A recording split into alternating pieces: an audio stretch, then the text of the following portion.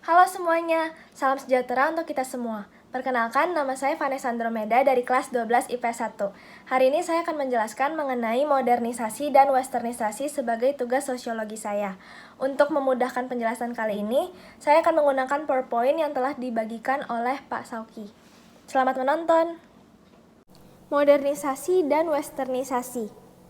Nah, yang pertama mari kita lihat bagan globalisasi dalam perubahan sosial. Pertama-tama, perubahan sosial dapat mengakibatkan modernisasi yang menimbulkan keinginan untuk memiliki dan memperkenalkan apa yang dimiliki. Karena itu, akan terjadi persaingan untuk dimiliki dan ingin dimiliki. Nah, karena persaingan itu, maka diperlukannya daerah pemasaran yang seluas-luasnya. Lalu, akan muncul ide globalisasi. Apa itu ide globalisasi? Ide globalisasi adalah sistem atau tatanan sosial yang tidak dimungkinkan untuk melakukan pengisolasian diri dari lingkungan pergaulan dunia. Nah, karena adanya globalisasi, maka kita harus membuka diri terhadap apa yang berkembang di dunia. Jika kita tidak mampu menyiapkan diri, maka akan ada dua kemungkinan yang dapat terjadi. Yang pertama, kita mengalami culture shock, dan yang kedua, kita dapat mengalami culture lag. Apa itu pengertian culture shock? Culture shock adalah keguncangan budaya akibat adanya ketidaksesuaian antara unsur-unsur budaya yang ada dengan unsur-unsur budaya yang datang, sehingga menimbulkan ketidakserasian oleh karena masyarakat yang menerima tidak mampu menyesuaikan diri dengan apa yang diterima. Nah, bagaimana dengan culture lag? Culture lag artinya ketertinggalan budaya akibat dari proses perubahan budaya yang tidak seimbang atau tidak sama cepatnya antara budaya yang dimiliki dengan budaya yang diterima. Kemudian kita lanjut pengertian dari modernisasi. Nah, modernisasi ini berasal dari kata modo, artinya cara, dan ernus artinya periode waktu masa kini. Jadi dapat disimpulkan pengertian modernisasi adalah proses perubahan sosial dari masyarakat tradisional menjadi masyarakat modern, atau perubahan peralatan dari sederhana menjadi kompleks. Nah, di sini juga ada pengertian modernisasi menurut berbagai tokoh. Yang pertama ada Konjaraningrat. Ia mengatakan bahwa modernisasi adalah usaha untuk hidup sesuai dengan zaman dan konstelasi dunia sekarang. Sedangkan menurut tokoh Cockburn dan Nimcoff, modernisasi harus mengarahkan masyarakat agar dapat memproyeksikan diri ke masa depan yang nyata dan bukan angan-angan semu. Kemudian kita lanjut, bentuk perubahan dalam modernisasi. Nah, bisa kita lihat di sini di bagian yang ada di PowerPoint, directed change atau perubahan langsung dapat ditinjau dari dua aspek, yaitu pertama aspek sosial demografi, dan yang kedua adalah aspek struktur organisasi sosial. Yang pertama, aspek sosial demografi adalah proses perubahan unsur sosial, ekonomi, dan psikologi masyarakat. Sedangkan aspek struktur organisasi sosial adalah proses perubahan dalam norma kemasyarakatan terwujud dalam interaksi masyarakat. Kemudian kita lanjut lagi, ciri, syarat, dan mental manusia modern. Yang pertama ada ciri-ciri manusia modern, yaitu sikap menerima hal baru, memiliki keberanian untuk berpendapat, menghargai waktu dan berorientasi ke masa depan, memiliki perencanaan, percaya diri, perhitungan, menghargai harkat martabat orang lain, percaya pada iptek, dan imbalan harus sesuai dengan prestasi. Lalu bagaimana dengan sikap mental manusia modern? Sikap mental manusia modern, kebudayaan masyarakat dapat menjadi pendorong maupun penghambat modernisasi. Nah, apa saja sih syarat dari modernisasi ini? Yang pertama, cara berpikir ilmiah yang telah tertanam, sistem administrasi negara yang baik, sistem pengumpulan data baik dan terpusat, kemudian iklim yang kondusif terutama media, lalu tingkat organisasi dan disiplin yang tinggi, serta desentralisasi wewenang. Kemudian kita lanjut lagi, ada gejala-gejala dari modernisasi.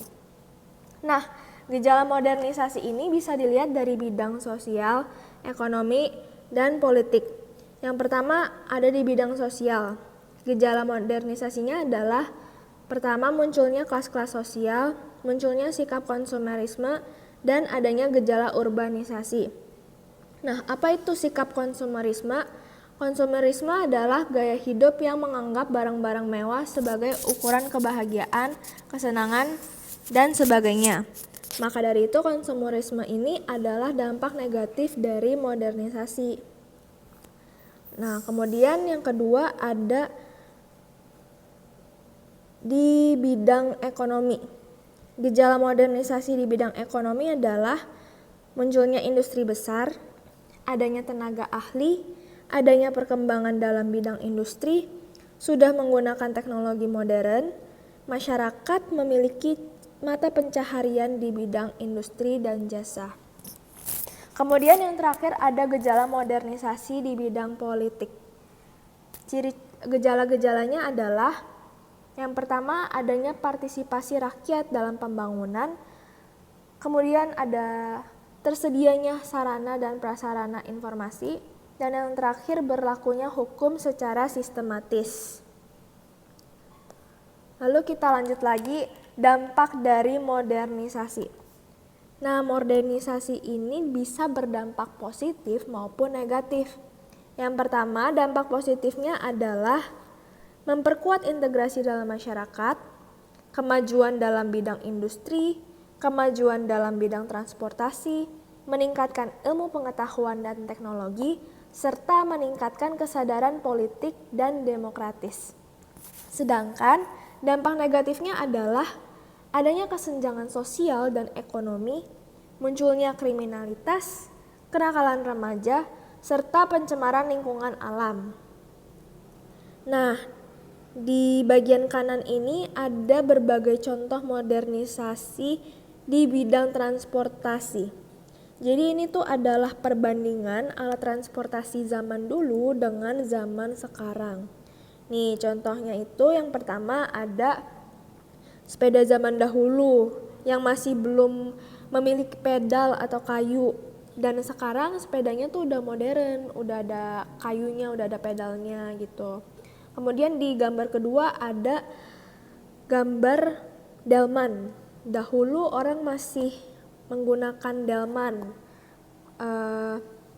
Mereka masih pergi kemana-mana menggunakan delman, tapi sekarang udah memakai mobil gitu, udah lebih canggih gitu.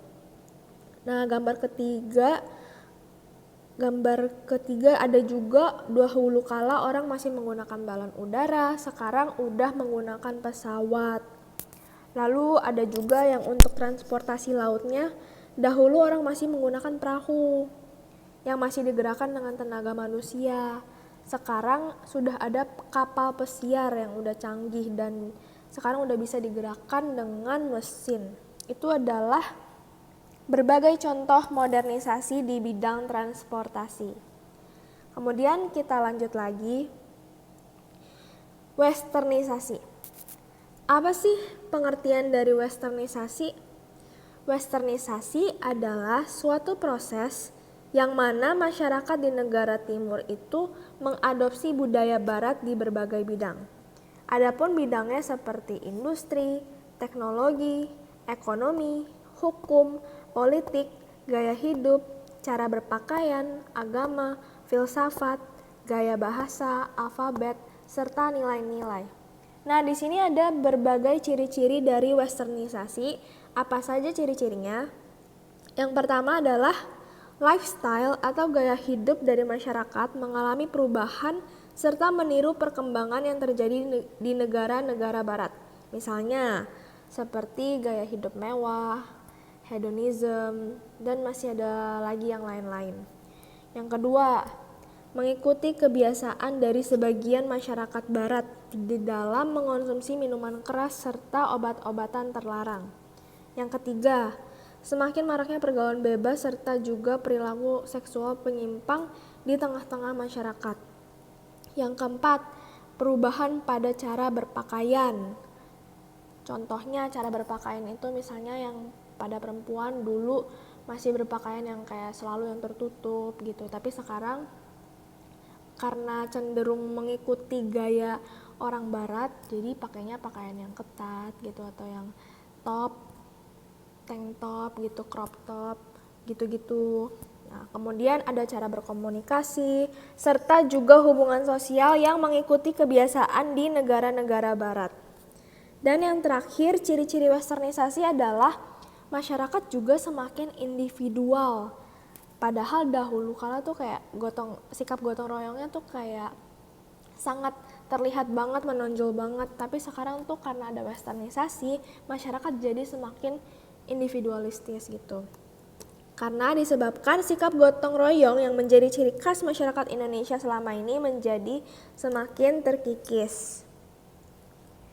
Kemudian kita lanjut, ada perbedaan dari modernisasi dan westernisasi.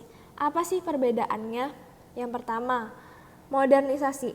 Kalau modernisasi itu adalah mutlak ada dan diperlukan oleh setiap negara. Dan yang kedua, modernisasi itu tidak mengesampingkan nilai-nilai keagamaan. Lalu bagaimana dengan westernisasi? Kalau westernisasi itu dia mutlak pembaratan.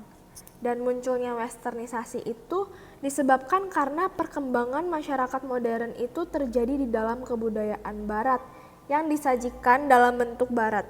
Sedangkan bentuk barat itu seringkali dipandang sebagai satu-satunya kemungkinan yang ada. Nah, kemudian yang terakhir adalah persamaan dari modernisasi dan westernisasi. Apa aja persamaannya? Yang pertama, modernisasi dan westernisasi sama-sama mempunyai kepentingan soal duniawi. Dan yang kedua, modernisasi dan westernisasi sama-sama memiliki unsur-unsur dari dunia barat.